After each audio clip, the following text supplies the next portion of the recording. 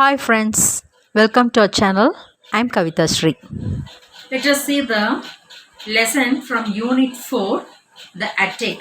It was written by Satyajit Roy. It is natural for human beings to make mistakes.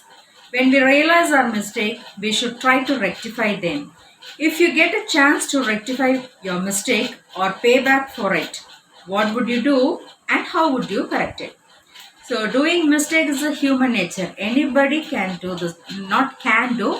It might come from anybody else. Yeah. So once if we do any mistake, when we realize it, we should rectify it இல்லையா once நம்ம செஞ்ச தப்பை உணர்ந்துட்டோம்னா அதை நம்ம rectify பண்ணுவோம் இல்லையா இல்லை அதுக்கு பிரதிபலனா என்ன செய்யலான்றது யோசிப்போம் so that kind of a story is this அட்டிக்ன்றதுன்னா nothing but it's a top portion of a building நம்ம பில்டிங்கில் செப்பரேட்டாக ஒரு ரூம் போட்டிருக்கோம் மேலே லாஃப்ட் அந்த மாதிரிலாம் இருக்கும் இல்லையா அதைத்தான் நம்ம அட்டிக்னு சொல்கிறோம் this the story between the two friends அதில் ஒருத்தன் ஒரு மிஸ்டேக் பண்ணுறான் அதை எப்படி ரியலைஸ் பண்ணி அதை எப்படி கரெக்ட் பண்ணுறான் அப்படின்றது தான் இந்த ஸ்டோரி ஓகேவா let us get in to the story now Aditya and I were returning from the site of a new factory at Deodarganj.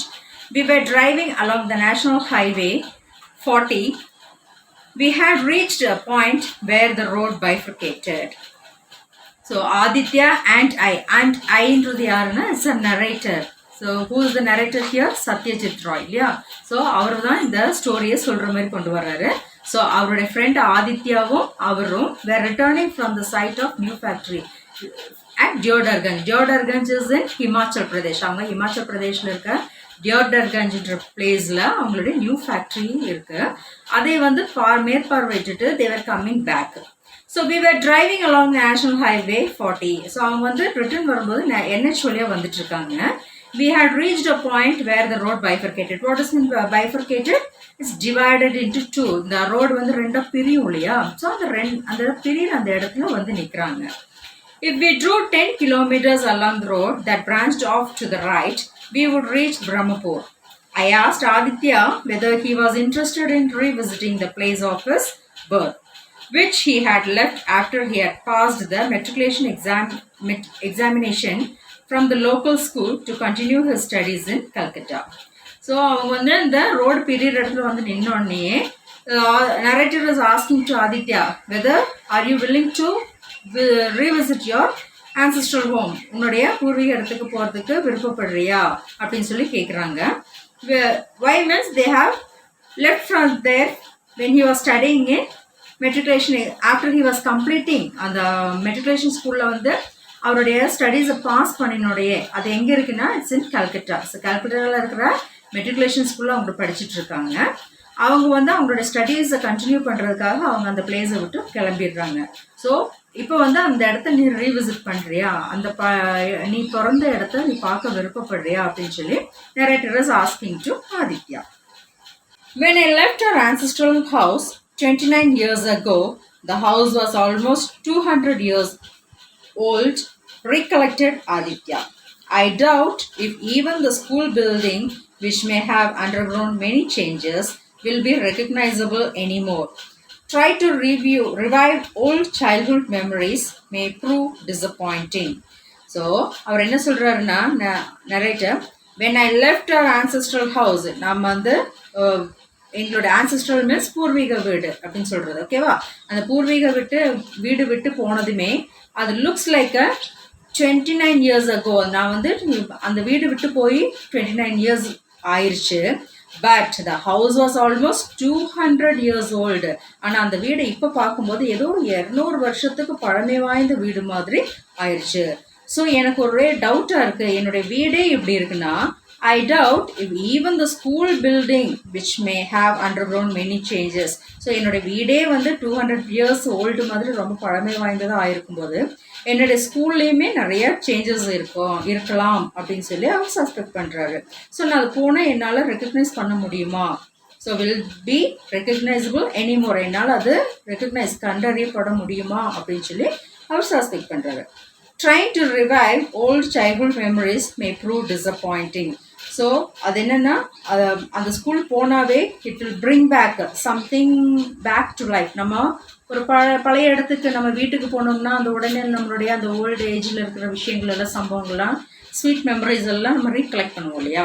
So அந்த மாதிரி நான் ஸ்கூல்லையும் போய் பார்க்கும்போது எனக்கு அந்த ஸ்வீட் மெமரிஸ் எல்லாமே வந்து டிசப்பாயிண்டிங்காக ஏமாற்றமாக இருக்குமா அப்படின்னு சொல்லி அவர் சந்தேகப்படுறாரு. But he said he wished to visit the tea shop of Nagan uncle if it still existed and have a cup of tea there.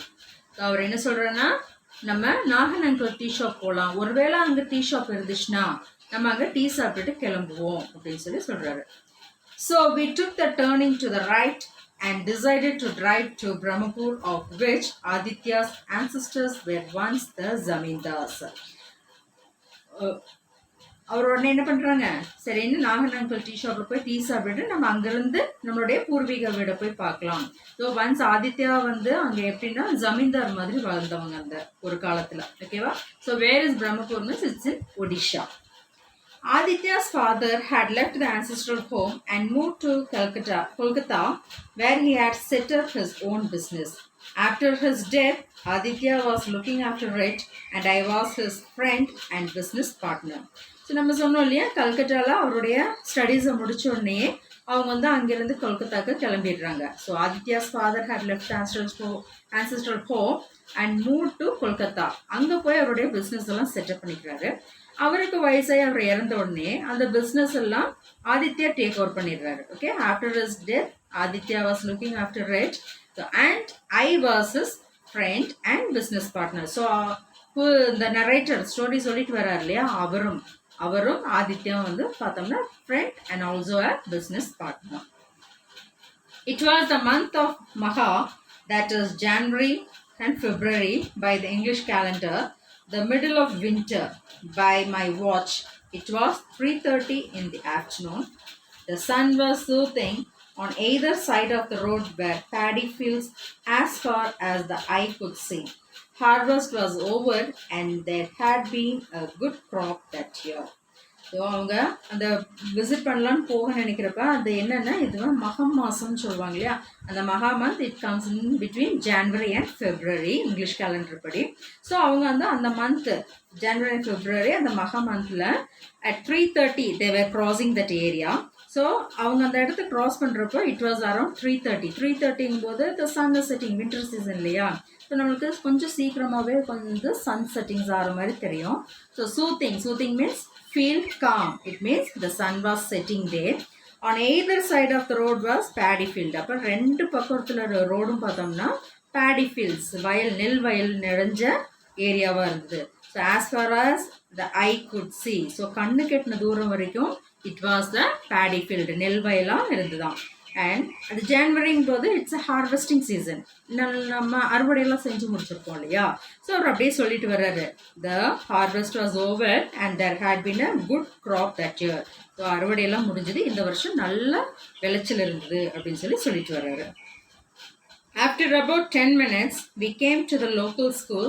Beyond the iron gates were the playing field and the 2-storied school building. We got down from the car and stood in front of the gate.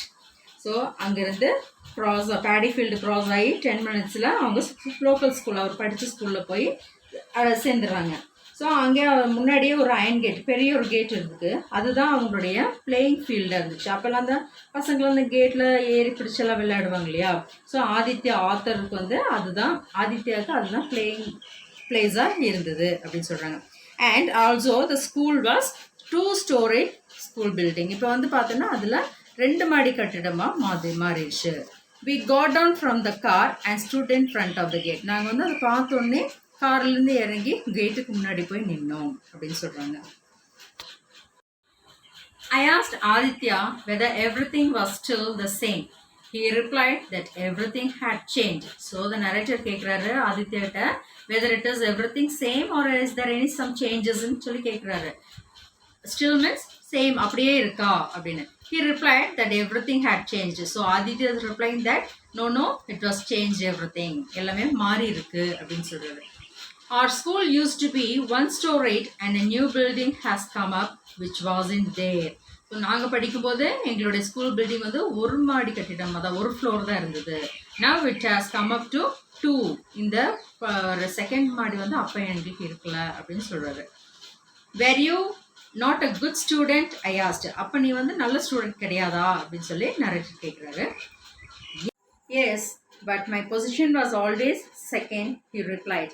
We decided to go and have tea at Nagan Uncle's tea shop, which stood next to a grocery shop and opposite a temple dedicated to Lord Shiva. Soon we caught sight of Nagan's tea cabin written on a signboard over the shop. So Aditya என்ன சொல்கிறாரு, S என்னுடைய position வந்து எப்போவுமே செகண்டாக தான் இருக்கும் அப்படின்னு சொல்லி ரிப்ளை பண்ணுறாரு. We decided to go. So அவங்க என்ன பண்ணுறாங்கன்னா டீ ஷாப்புக்கு போகலான்னு சொல்லி முடிவு பண்ணுறாங்க. Then they started going. அது எங்கே இருக்குன்னா which stood next to a grocery shop. அப்போ ஒரு காய்கறி கடைக்கு பக்கத்தில் ஆப்போசிட் டு சிவன் கோயில். ஓகேவா? Soon we caught a sight of Nagan's tea cabin. அப்போ இந்த சிவன் கோயில் ஆப்போசிட்டில் மேலே பார்த்தோன்னா நாகன்ஸ் டீ கேபின்ற நேம் போர்டை பார்க்குறாங்க. பார்த்தோன்னே அவங்க என்ட்ரு ஆகுறாங்க. The owner of the tea shop, now over 60, a little rustic in appearance, with his white neatly combed hair and clean look, was the same as before. He was wearing a dhoti and a blue striped shirt, and that could be seen from under a green shawl. So அந்த owner of the tea shop Nagan uncle பார்க்குறதுக்கு இப்போ எப்படி இருக்கிறான்? He was 60 years old, a little rustic. Rustic மீன்ஸ் கொஞ்சம் வயசானவங்க எப்படி இருப்பாங்க, தலையெல்லாம் நிறச்சி அப்படிலாம் இருப்பாங்க இல்லையா, பார்க்குறதுக்கு நல்ல வேஷ்டியெல்லாம் கட்டி ஒரு கிராமத்தான் லுக்கில் இருக்கிறாரு. So rustic means like a people, ஒரு typical look of a country people. So பார்க்குறதுக்கு கொஞ்சம் நாட்டுப்புறத்தான மாதிரி இருக்கிறாங்க.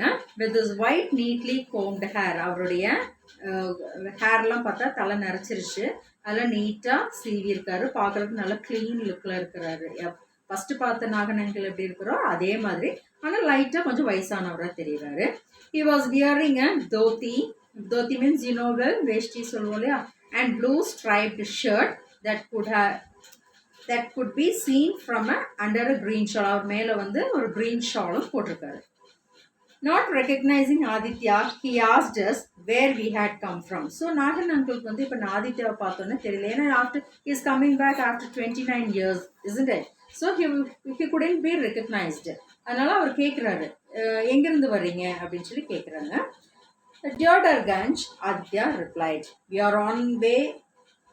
are on our way to Kolkata. நாங்கள் வந்து ஹிமாச்சல் பிரதேஷ் டியோடர்கஞ்ச்லேருந்து வந்துட்டுருக்கோம், இப்போ கொல்கத்தா நோக்கி போயிட்டுருக்கோம் அப்படின்னு சொல்கிறாரு. A little surprised, Nagan uncle asked why we were there. So அவர் வந்து ஆச்சரியத்தோடு கேட்குறாரு, ஓகே நீங்கள் இப்படி போகிறீங்க, சரி இங்கே ஏன் வந்தீங்க அப்படின்னு சொல்லி கேட்குறாரு. Thanks for watching the full video.